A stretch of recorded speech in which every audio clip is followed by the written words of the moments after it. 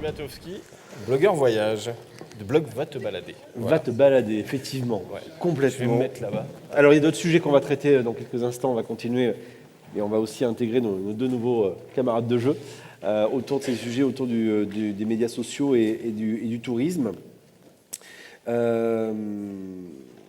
Le premier point, justement, enfin, la question de fond qu'on peut se poser, c'est est-ce que les médias sociaux, quelque part, par les interactions qu'on peut avoir, la découverte qu'on peut en avoir, on parlait du nouveau site qui va arriver, de Rolantica, quelque part, est-ce que les médias sociaux sont en train de devenir les nouveaux guides touristiques? Qui a envie de commencer à attaquer le point de vue là-dessus? Est-ce que aujourd'hui vous vous rendez compte que finalement le routard ou autre, tout ça c'est fini, on va sur un blog comme celui de Philippe pour s'inspirer, on va sur le site internet pour chercher de l'info ou d'autres choses, on va sur les réseaux sociaux pour s'inspirer, se dire ah, ça a l'air bien, j'ai envie de venir. Est-ce que pour vous aujourd'hui les médias sociaux sont des nouveaux guides touristiques?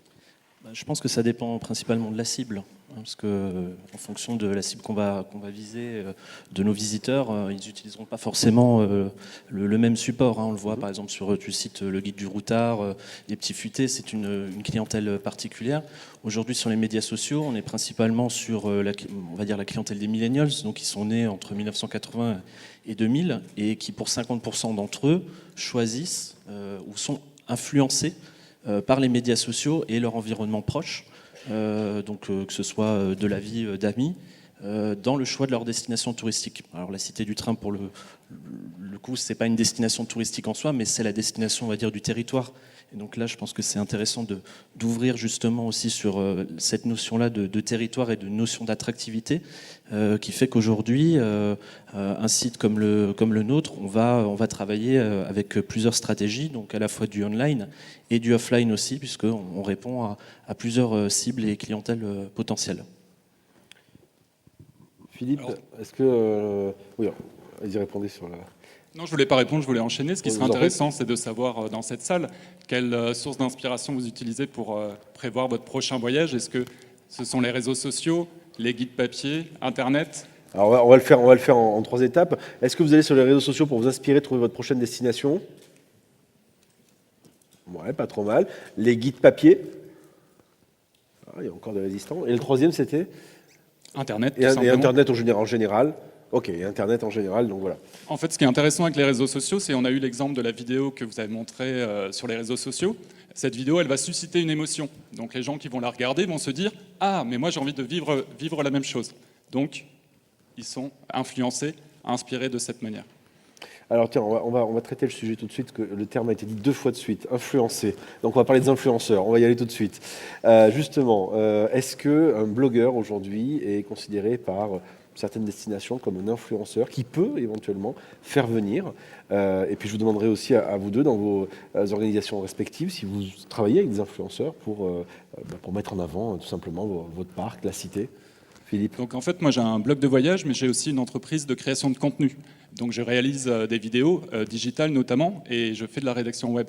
Et parfois je combine le tout, et je suis invité par des destinations touristiques pour venir voyager, tester leurs destinations, tester des activités. Ma mission, c'est de partager mes découvertes, mes expériences sur les réseaux sociaux, de réaliser une vidéo, et ensuite de parler de mon voyage sur mon blog. Et eux, ils peuvent aussi utiliser la vidéo sur leur propre plateforme. Donc en fait, je propose des packs visibilité aux offices de tourisme, et ça permet d'améliorer leur image de marque sur les réseaux sociaux et sur Internet. Et ça, aujourd'hui, c'est quelque chose qui est de plus en plus, on va dire, demandé. Cette notion de... Alors, quand on dit influenceur, on peut le voir au sens large, hein, effectivement, on va dire personne d'extérieur qui a une... On va dire, ma définition, c'est personne qui a une audience, et alors payé ou pas payé, c'est pas la question, et qui va mettre au service, enfin quand je dis c'est pas la question, c'est dans ce cas-là, en l'occurrence, ça peut être plutôt monétisé, et qui va donc mettre au service sa compétence et son audience pour attirer vers une destination. Donc aujourd'hui, c'est de plus en plus demandé. Bien évidemment, en fait, auparavant, les offices de tourisme faisaient des vidéos institutionnelles de présentation de leur destination.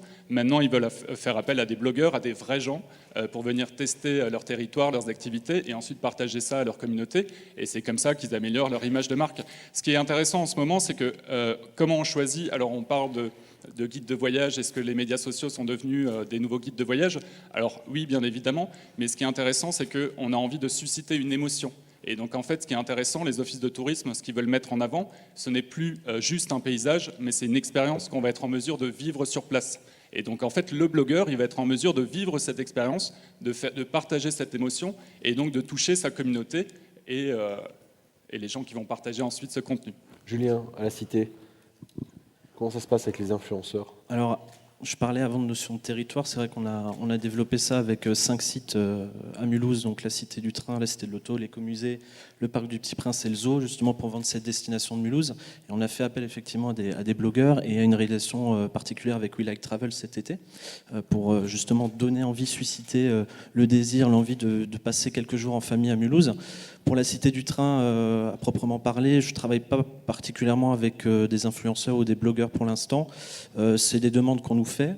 Après, on est sur une notion, nous aussi, qui est un peu particulière, parce qu'on est rattaché à quelque part à un patrimoine particulier qui est celui de la SNCF, donc qui est une autre marque, une autre entité qui est derrière, enfin qui est à côté de nous pour nous accompagner.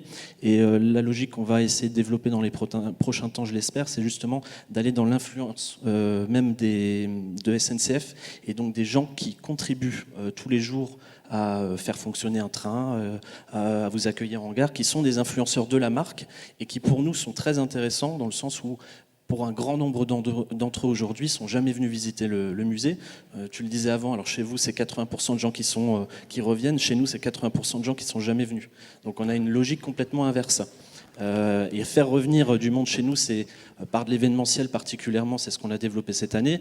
Mais c'est vrai que je ne vais pas changer une locomotive tous les 4 matins à la tirer avec mes petits bras. Donc c'est une logique très particulière. Mais sur l'influence en elle-même, on va s'adosser à une marque parce que pour nous, c'est, on va dire en termes de retour et de qualifié, enfin de retour qualifié, le plus intéressant.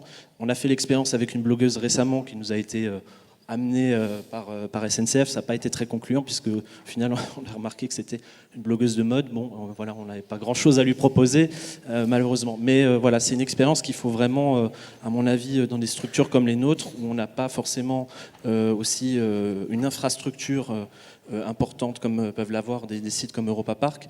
Aujourd'hui, être très curieux de ce genre de choses et puis surtout de faire les bons choix. Voilà. Manifestement, l'agence qui est conseillée à la SNCF était très au fait. Mais justement, juste pour finir, un petit instant sur la notion des cibles qui vont être les vôtres. L'idée, donc, c'est plutôt de toucher les fans de train, les gens qui sont de la SNCF, contrôleurs ou autres, et qui déjà ont une présence en ligne et qui ont envie de faire parler de leur passion, parce que c'est très souvent des passionnés. C'est quoi le c'est cocktail ? qu'il y a un engagement qui est beaucoup plus fort, hein, on le voit. Je prends l'exemple avant d'une vidéo que vous postez. Moi, je poste une vidéo d'un train, c'est pareil, ou une photo d'un train. Ça marchera mieux qu'une famille qui se balade dans le musée. Oui, mais parce voilà. qu'il y a des ferrovipates. Voilà, il y a des ferrovipates. C'est encore une autre classification. Ce n'est pas de des nos psychopathes, ça n'a rien à voir. Non, c'est des fans de train. C'est des gens très sympathiques.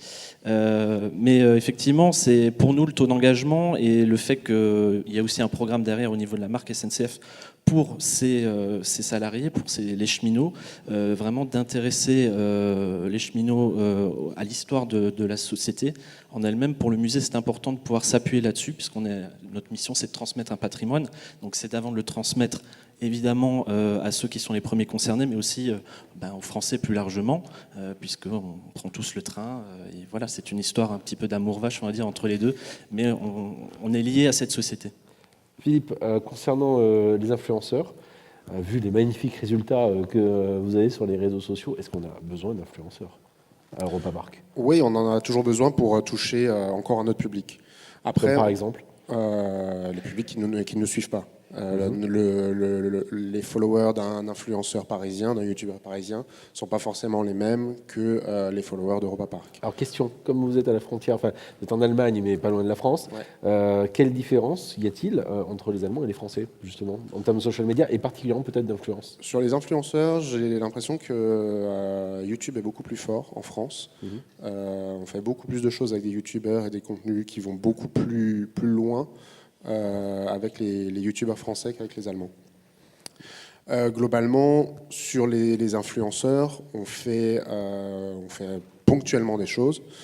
On leur laisse toujours un briefing très large, pas de briefing, à part X posts, 1 ou 2 posts, ou vidéos, etc. Parce qu'on veut garder au maximum l'authenticité. On veut que la personne partage son expérience telle qu'elle l'a vécue dans le parc. Ça, c'est le premier point. Et ça reste relativement marginal sur la partie influenceur, parce qu'on est aussi de l'avis que les meilleurs influenceurs, ce sont nos visiteurs. Ce sont eux qui vont poster des photos de leur visite, une photo devant un grand 8, un selfie avec Euromouse, la mascotte, et la partager avec leurs amis. Et c'est pour ça qu'on va aussi développer, et c'est ce qu'on fait déjà depuis quelques temps, développer de plus en plus d'opportunités de photos dans le parc et de rappels de poster là, pensez à la poster et la publier avec vos amis. Alors Julien a parlé tout à l'heure d'Instagram et le fait que Europa Park est aussi présent sur Instagram. Philippe, en plus du blog, il y a un Instagram aussi qui est associé. Aujourd'hui, Instagram devient plus ou moins incontournable sur la question du tourisme. On voit même pas mal d'articles commencent à sortir du style les endroits instagrammables ou ne venez plus à cet endroit-là parce qu'Instagram a tué le business. C'est justement quand on a préparé cette table ronde, on m'avait envoyé un super article sur un rondin de bois sur un lac au Canada que tout le monde prend et donc en fait tout le monde fait la queue pour faire une photo sur un rondin de bois. Vous avez des articles qui sont sortis récemment, genre Burning Man, Instagram a tué Burning Man, etc., etc. Bref, on a l'impression qu'il y a une sorte de logique un peu de je t'aime moi non plus entre Instagram, les touristes qui se prennent en photo Instagram, par Instagram, les influenceurs, et à la fois quand même, c'est bien parce que ça fait de l'image. En fait, déjà, il y a un pourcentage. J'ai lu un article. En fait, 18% des 18-34 ans choisissent leur destination de vacances selon leur Instagrammabilité, ce qui est énorme. Et en fait, quand Instagram a fait son apparition, c'était l'occasion de découvrir de nouveaux lieux. Et en fait, ce qui est en train de se passer, on est peut-être en train d'arriver à une l'époque limite. où la plateforme n'était pas encore en explosion, on va dire. Exactement, c'était l'occasion de découvrir des nouveaux lieux naturels qui mettaient en avant la belle nature.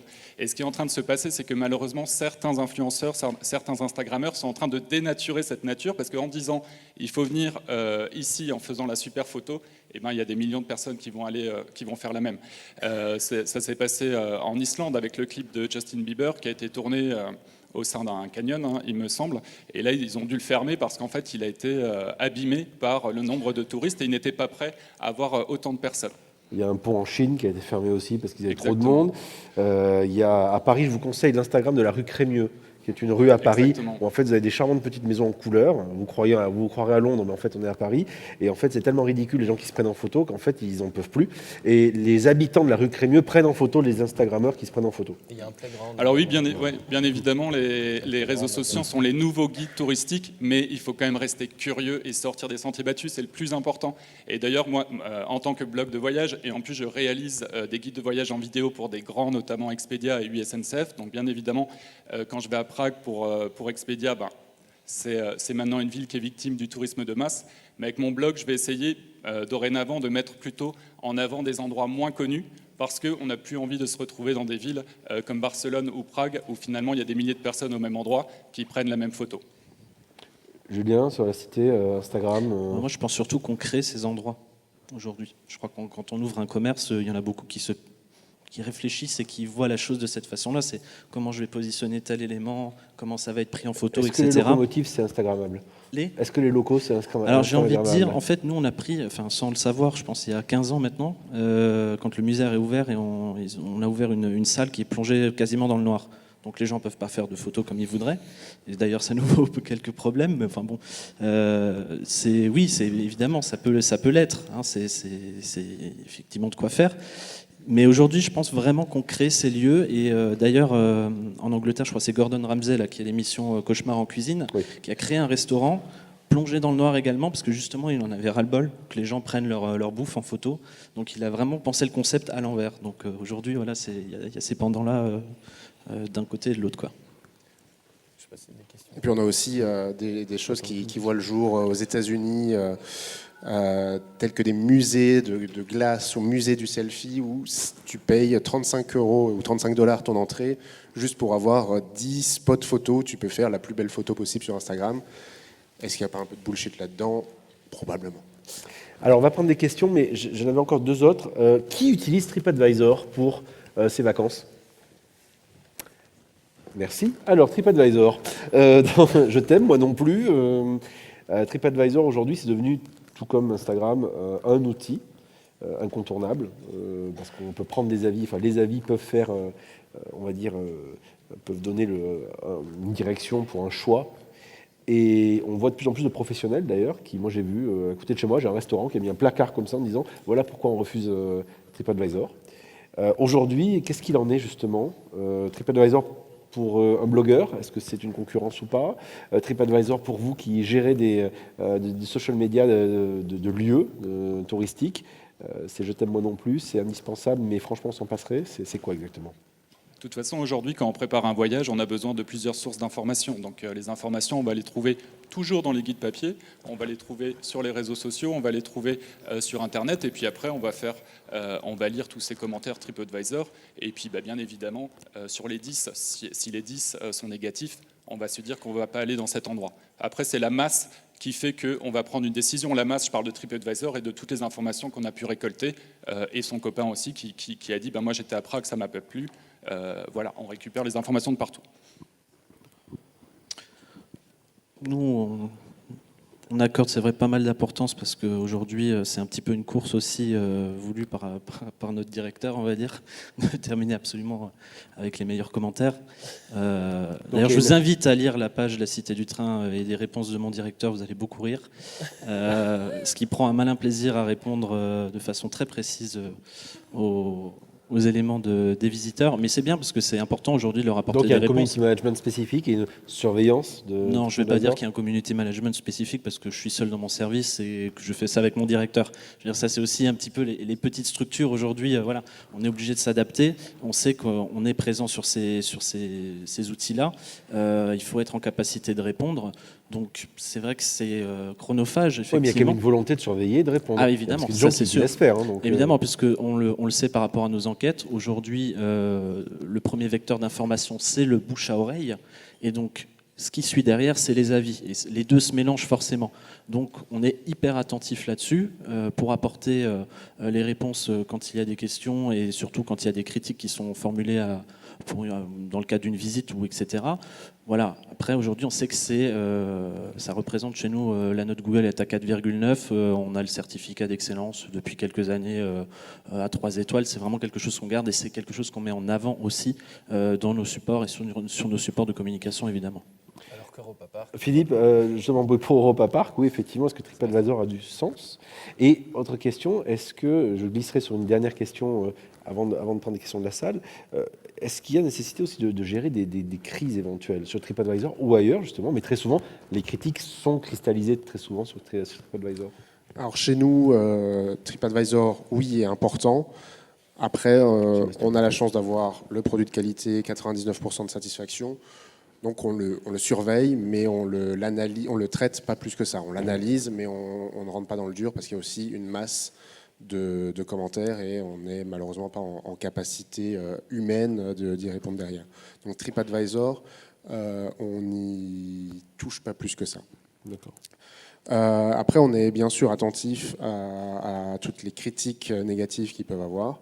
On les prend en compte, on les traite, on les fait remonter au service en question. Sur les crises, on en a eu. Sur des incidents qui peuvent arriver dans le parc, tels des pannes.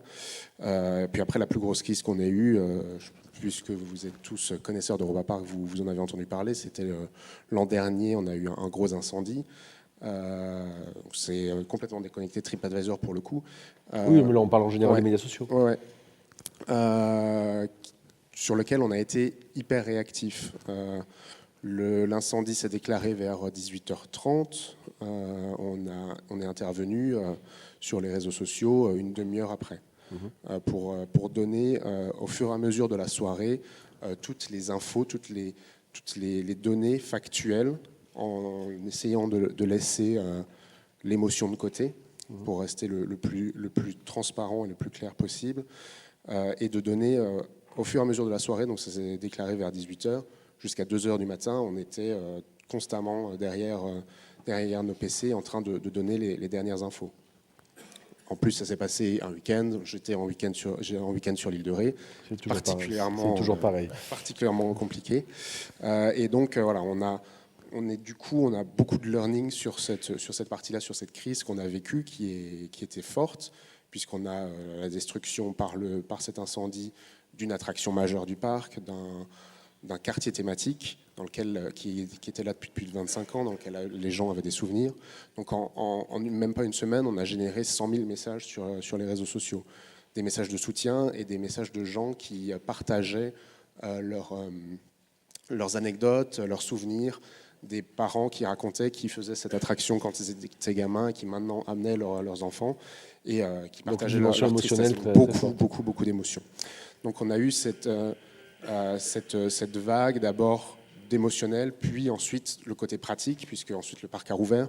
Donc il fallait communiquer au fur et à mesure toutes les informations qu'on avait. On a été transparent, rapide, et je pense que tout ça a été aussi très apprécié par la communauté, par la presse aussi, puisqu'on est devenu le premier canal de communication de toutes les informations sur cet incendie, en communiquant via Twitter. Et depuis, on s'entraîne toujours à des crises, parce que des crises peuvent toujours intervenir, notamment dans un grand site comme le nôtre. Et donc on s'entraîne régulièrement, on est préparé, et on essaiera de réagir au mieux, comme on l'a fait. Donc les médias sociaux, c'est pas que des guides touristiques, ça peut aussi servir aux touristes, mais de manière un peu différente. On va prendre des questions, s'il y en a, pour nos 3 invités. Les 2. Ouais. Est-ce qu'il y a des questions? Est-ce qu'on peut rallumer la salle? Est-ce qu'il y a des questions à nos 3 invités? D'abord, oui, monsieur. Question à Sébastien. Est-ce que vous diriez que le social media, votre communauté, c'est votre source d'innovation principale pour imaginer les attractions du futur, ou pas? Oui et non. Oui, parce que on a dans notre communauté des vrais fans hardcore qui ont plein d'idées et qui nous donnent plein de critiques constructives, de choses qu'on pourrait améliorer, de nouvelles choses qu'on pourrait faire. Après, on essaye d'aller toujours au-delà des attentes, de dépasser ce que les gens attendent et de ne pas proposer ce qu'ils peuvent voir ailleurs, mais d'aller vraiment au-delà. Je vais rebondir sur votre question, ce sera la dernière. Pour Julien et Philippe, je pense, cette question de retour client. Donc par rapport à la cité, par exemple, les commentaires, tout ce qui est traité, c'est géré aussi dans une logique d'évolution, de retour, de se dire, tiens, il y a peut-être une idée de nouvel événement qu'on pourrait monter ou des choses à améliorer. Oui, évidemment. On ne va pas les jeter à la poubelle, on va les analyser. Comme dit, je connais des gens qui s'en foutent, donc voilà, c'est pour ça que je te pose la question. Non, mais il y a à boire et à manger, après, c'est sûr, c'est comme toujours, mais effectivement, l'idée d'avoir toujours une idée d'avance, c'est un slogan de la SNCF d'ailleurs. Tout à fait. Voilà, c'est aussi notre rôle, je pense, dans les médias sociaux dont on s'occupe, c'est vraiment d'avoir ce feedback, de s'en nourrir, effectivement, mais d'aller toujours au-delà, se transcender sur cette question-là pour surprendre, puisque c'est ce qu'attendent les gens, et c'est ce pourquoi on engage une communauté aujourd'hui dans les médias sociaux, c'est parce qu'on arrive à surprendre tout en répondant à quelque part à une attente, puisque c'est du marketing aussi, à la base. C'est de répondre à un besoin, à une envie particulière. Donc voilà, c'est cette qualité d'écoute et d'attente qui est très importante. Et Philippe, une question par rapport à ça, quand vous travaillez avec un office de tourisme, par exemple, et que j'imagine vous avez des retours sur votre contenu que vous avez produit et donc ce qu'on y voit. Ça, après, vous le faites remonter aux offices de tourisme, vous le partagez avec eux, ça fait partie un peu du service après-vente. Ils s'intéressent à ça, ou eux, ils sont contents, c'est bon, il y a un blogueur qui a fait un film, c'était sympa, c'est très joli, ils le réutiliseront après, et puis basta. Oui. J'ai posé la question qu'il ne fallait pas. Non, à partir du moment où je pars visiter un endroit, il y a des choses qui vont me plaire, il y a des choses qui vont moins me plaire, et moi je peux les mettre en avant. Mais ce qui est intéressant dans toute destination, il y a des points positifs et négatifs. Donc c'est intéressant aussi de dire à la personne qui me lit, dire voilà, attention, cet endroit c'est super, en revanche il y a trop de monde, donc plutôt essayer d'y aller tôt le matin, donner des conseils. Et ce que je voulais dire par rapport aux commentaires, ce qui est intéressant avec Internet et les réseaux sociaux, c'est que le guide papier, quand on le lit, on ne peut pas contacter l'auteur du guide du routard, on ne peut pas lui demander tiens, est-ce que tu peux nous donner des conseils, etc. Et grâce au blog de voyage et notamment aux réseaux sociaux, les personnes peuvent nous contacter et on peut interagir, et ça c'est intéressant. Et justement, pour finir là-dessus, ces commentaires-là, positifs ou négatifs, vous les partagez avec d'éventuels office du tourisme ou autres, de lieux que vous avez visités pour leur dire, tiens, il y a des gens de ma communauté qui ont dit ça, peut-être ça peut vous intéresser? Oui, bien évidemment. De toute façon, quand je travaille en partenariat avec une destination touristique, on est en contact avant, pendant et puis après. Hein. Je rentre pas chez moi et puis Mais après, bon, il y a une grande différence, c'est que moi j'ai un blog de voyage, mais je suis aussi créateur de contenu. Donc quand je me rends dans un endroit, je vais réaliser une vidéo qui va mettre en avant le territoire. Eh bien, Sébastien, Julien, Philippe, merci beaucoup de cette participation Merci. pour cette table ronde. On peut les applaudir. Vous pouvez les applaudir.